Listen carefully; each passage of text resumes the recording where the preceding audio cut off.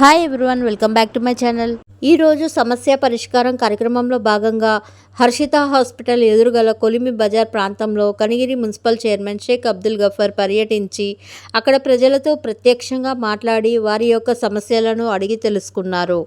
గతంలో ఆ ప్రాంతంలో నీటికి చాలా ఇబ్బంది అని చైర్మన్ దృష్టికి తేగా అప్పుడు చైర్మన్ వెంటనే స్పందించి అధికారుల సమన్వయంతో వెంటనే అక్కడ నీటి సమస్యను పరిష్కరించి పైప్లైన్ల ద్వారా నీటిని ఇచ్చే విధంగా పనులు జరిపించి ఉన్నారు. కానీ ఆ ప్రాంతంలో గల డ్రైనేజీ కాలువలు చాలా పురాతనమైనవి కావున చాలా సంవత్సరముల నుండి మురికి నీరు ప్రవహించక అక్కడ ప్రజలు దుర్వాసనతో ఇబ్బంది పడుతుండగా చైర్మన్ గమనించి సంబంధిత అధికారులు పిలిపించి వెంటనే ఆ కాలువను కొత్తగా అభివృద్ధి పరిచే విధంగా చర్యలు తీసుకోమని చెప్పినారు.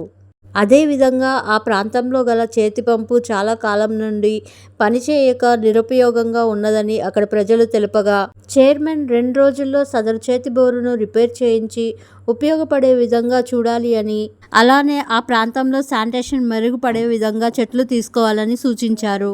ఈ సందర్భంగా చైర్మన్ మాట్లాడుతూ పట్టణంలో మౌలిక వసతుల విషయంలో కానీ లేదా అభివృద్ధి పనుల్లో జాప్యం కానీ లేదా నిర్లక్ష్యం కానీ తగదు అని, మంజూరైన లేదా మంజూరు కావాల్సిన పనులను వెంటనే మంజూరు చేయించుకునే విధంగా, అలానే మంజూరైన పనులను వెంటనే పూర్తి చేసి ప్రజలకు ఉపయోగపడే విధంగా అధికారులు పనిచేయాలి అని, అలా కాని పక్షంలో శాఖాపరమైన చర్యలకు బాధ్యులు అవుతారని ఆయన హెచ్చరించారు.